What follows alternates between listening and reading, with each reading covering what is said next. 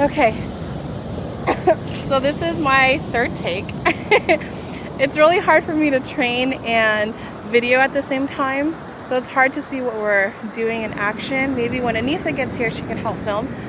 But what we've been doing, what I do with her is, as soon as we get to the beach, I have her leashed up. We work on some nice leash walking, and what I do is every time she starts pulling or she seems, focused on anything else except for me, then I stop. Good, Rocky. And then every time she checks in, I tell her yes and reward. Every time she looks at me, I tell her yes and reward. All of that to continue. Good. All of that to build up some focus on me. Zoe, cricket. And we go from there. So the first thing she did when she got off leash was, good, Rocky. She came over and she snarked at Dusty. So what she did was she started chasing her and nipped her along the back. And so that earned her a timeout because that's what kind of gets her in trouble. Good girls. Sorry, I'm breaking a tree. Rocky, cricket. And so that earned her a timeout. I put her back on leash, 30 seconds. And after that, I let her go again. Anytime she goes near another dog or, bumps into another dog and doesn't do anything about it, I tell her, good girl, good job. And then in the first 15 minutes, she ran up to someone. She kind of sniffed them. She didn't do any barking or growling or lunging. And I called her back and I gave her a ton of reward for that.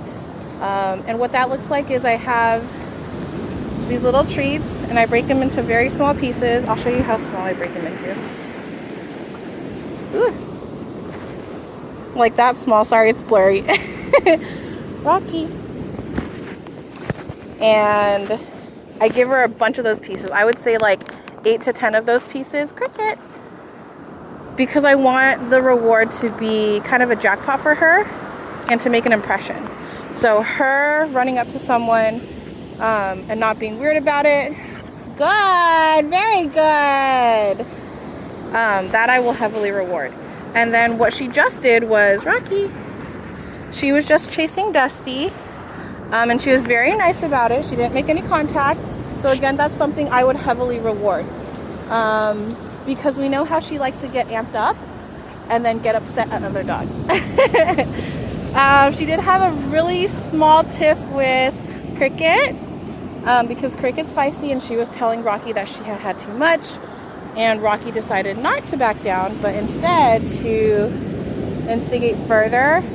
Very quick, no injuries. But also very typical of what I've seen from Rocky. And something that we kind of want to get rid of. Okay, when she chases other dogs without making contact, when she's not snappy, when she's not nippy, all of that, yay! All of that she gets rewarded for. And again, the reward looks like a bunch of little pieces. And I'll just stand there for 30 seconds and just keep dropping treats.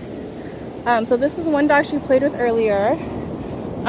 Really nice play, no contact, which is what I like. Lots of play bows. Zoe, good girl.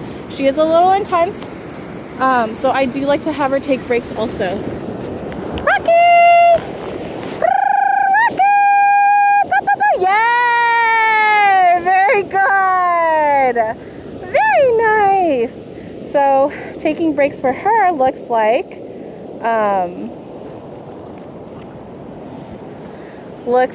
me stepping in and intervening. So me calling her away rather than her coming back on her own. Zoe, come here. Let her eat.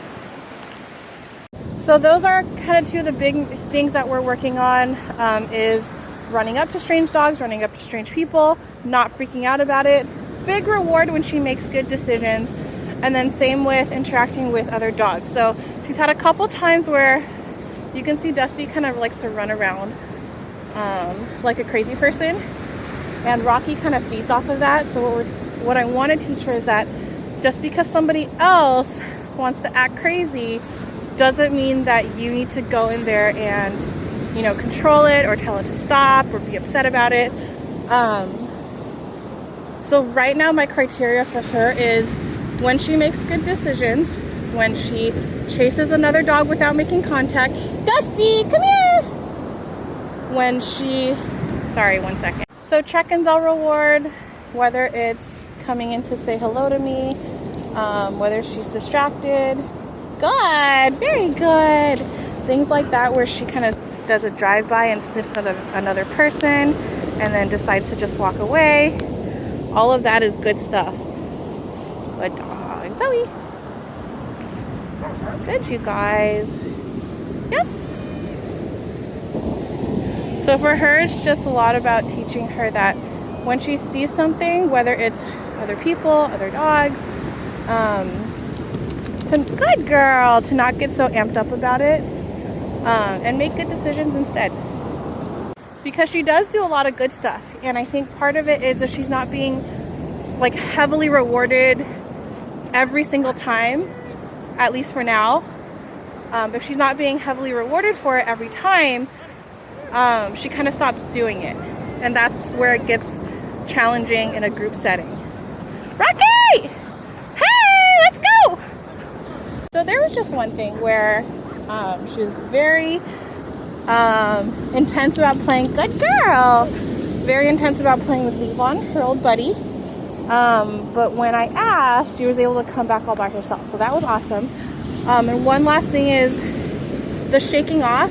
That is something I always acknowledge, whether it's with a treat or it's with a, hey, good job, good girl, that was awesome, because we want dogs to keep doing that.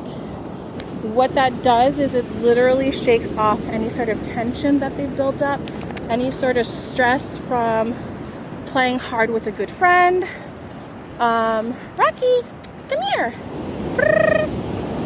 Hey, yes, good girl.